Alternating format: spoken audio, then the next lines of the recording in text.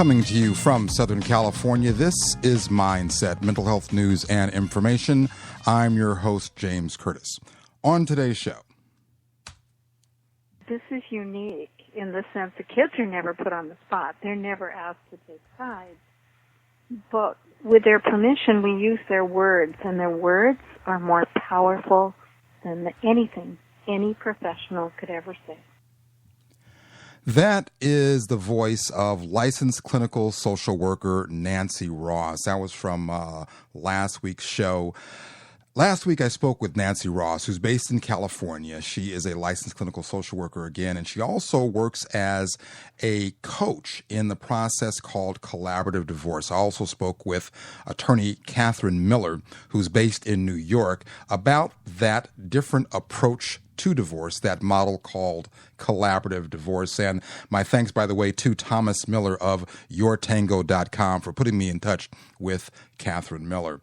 The voices of children, of divorcing couples, traditionally get lost in the adversarial process. But as we revisit part of my interview with Nancy Ross and talk to my guest for today's show, a woman named Karen Klein, about her work on a project called Broken Circle, children's voices are indeed heard and, more importantly, can make a huge difference.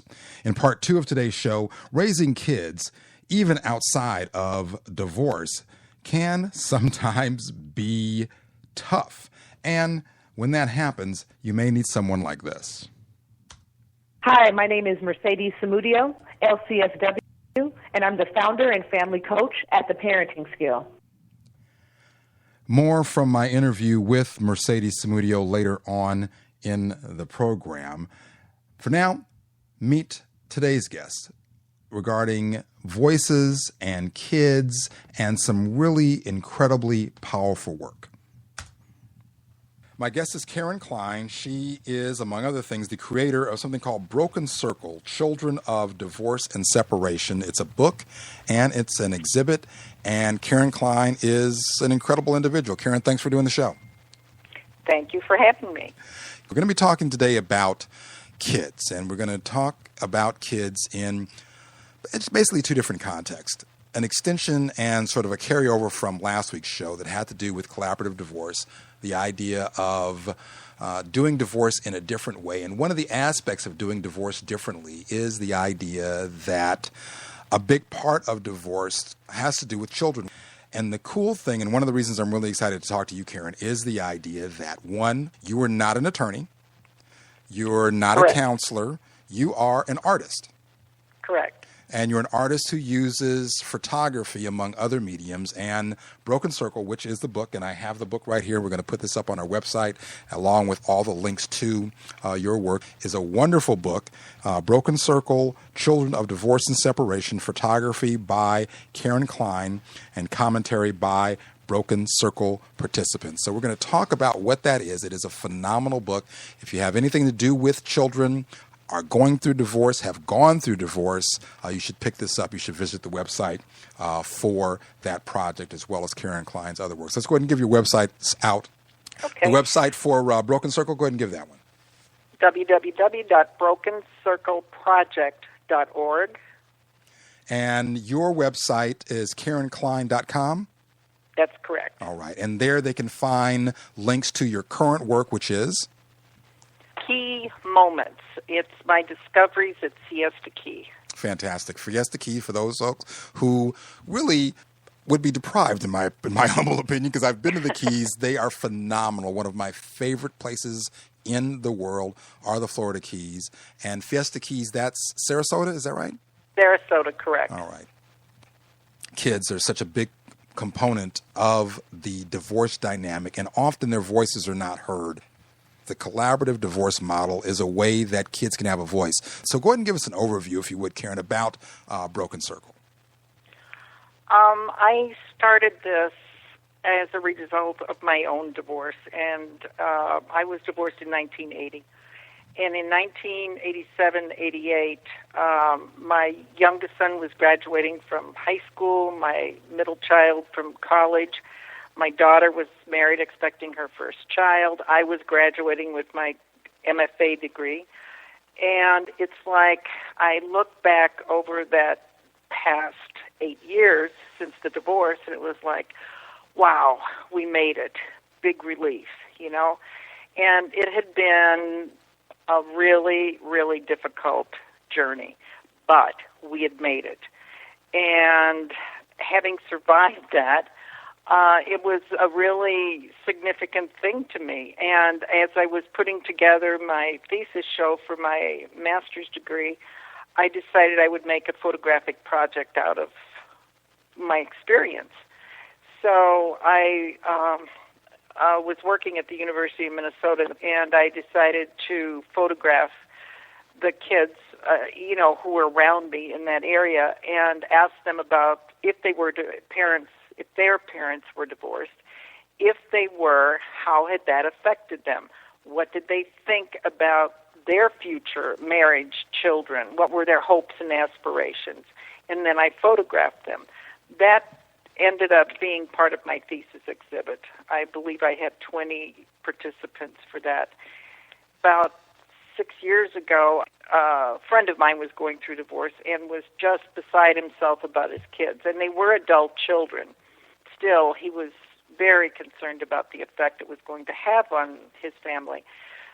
Was it indeed the experience as related to you by your friend that prompted this revisiting of this project? Well, it was. It was his concern, and it just, in my mind, I thought, oh, wow, I'm going to make a project out of this again. I knew when I talked to these young adults now, they would spill everything that was on their mind, and I was absolutely correct about that. Everything's hanging out there on Facebook or whatever, nothing's private, that's all. Yeah, kids nowadays certainly have a different idea about that than we did growing up, certainly. Talk to us about, why does it grab us so when you read this book, when you read this work? I think because the kids were so honest. They spoke from their heart, and they shared really personal experience. And I did not edit what they had to tell me. I did not second-guess them or tell them that wasn't enough or anything like that. I felt this was a collaboration between them and me. And consequently, they would tell me their story. They'd give me their story. I would photograph them. Then I'd send it to them. And if they were okay with the photograph and okay with their statement, then I would proceed to put it on my website and eventually made the book. But their comments, so many of them would say, nobody's ever asked me. That's amazing. And that theme, in terms of no one has ever asked me, seems to be one of the biggest issues with traditional divorce, that nobody talks to the kids. And exactly. And one of the biggest assets of this collaborative divorce model. Let's listen to this from Nancy Ross when she talks about what the child specialist does. They're absolutely neutral when it comes to the parents. They are the child's advocate. They are the one person on the team with a quite pure advocacy role.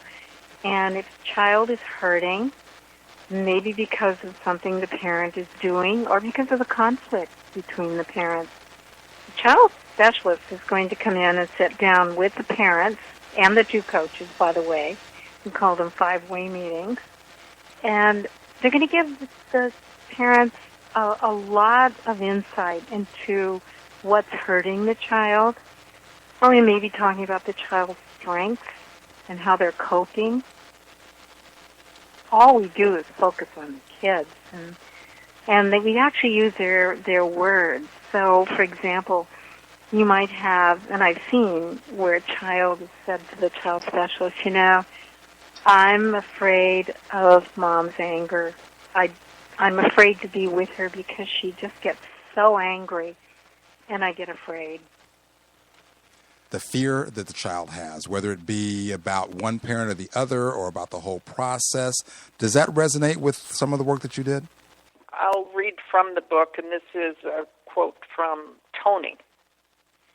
My parents divorced my sophomore year of high school after it became apparent that my mother was an alcoholic and my father was codependent and emotionally, sometimes physically abusive. The main thing I remember about that period was a sense of terror in the uncertainty. Was Dad in jail? Did Mom drink her way back into the hospital? But I also remember feeling constantly defiant, not just of them, but of everything that was out of my control. I thought things like, they don't deserve kids like me and Mary. Or maybe if I screamed louder, tried harder. My parents' divorce made me feel more alone than I'd ever felt before.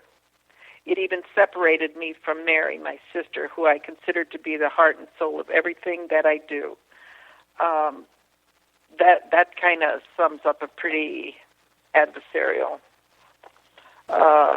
divorce process. Absolutely. And I want to contrast that with this portion of my interview with Nancy Ross that deals with how the process of collaborative divorce addresses those kinds of issues. Let's take a listen to this.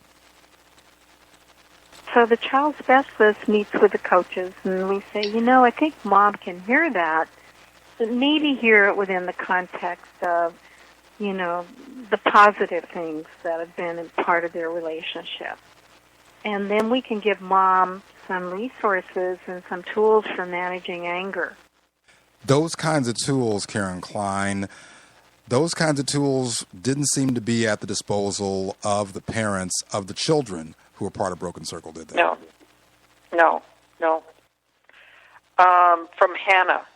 When my best friend's parents split in the 5th grade, I was heartbroken over how hard it was on her and her sisters.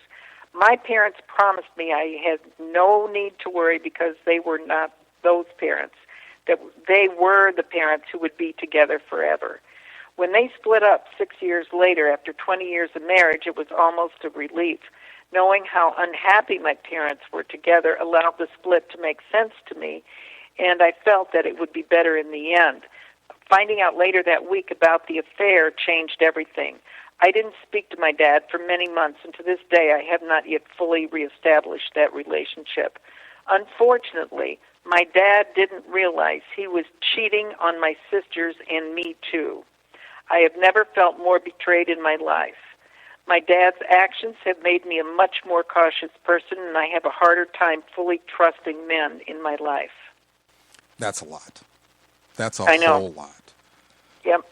In your work in Broken Circle, and again, we're talking to Karen Klein. She is an artist who uses photography, among other mediums, to do some really, really powerful work. You can find out more about Karen Klein at KarenKlein.com. And this book and exhibit, even though the exhibit's not currently up, they can experience Broken Circle, the exhibit, online, right, Karen? Correct. At brokencircleproject.org? Yes. Fantastic. Kids seem to know. Is that a common theme, or is that a theme that you picked up on? Again, you're not a divorce attorney. You're not part of this mechanism that is the divorce process as a therapist or anything like that. But just as an outsider and having these kids be so incredibly honest with you, was that something that ran through many of these stories? Oh, of course. I mean, all that's going on in their environment. Of course they're aware. This is a quote I'll give you here from Mary. My parents fought a lot when I was younger. I never thought anything of it. To me, it was completely normal. The first time I heard them mention divorce, I cried as loud as I could upstairs so they would hear me and stop fighting. I was a rather passive-aggressive child. My dad told me not to worry. He said they wouldn't get divorced. Everything would be okay. Looking back on it now, though, I wish they had gotten divorced much sooner. I blame myself for a long time for keeping them together when they didn't belong that way.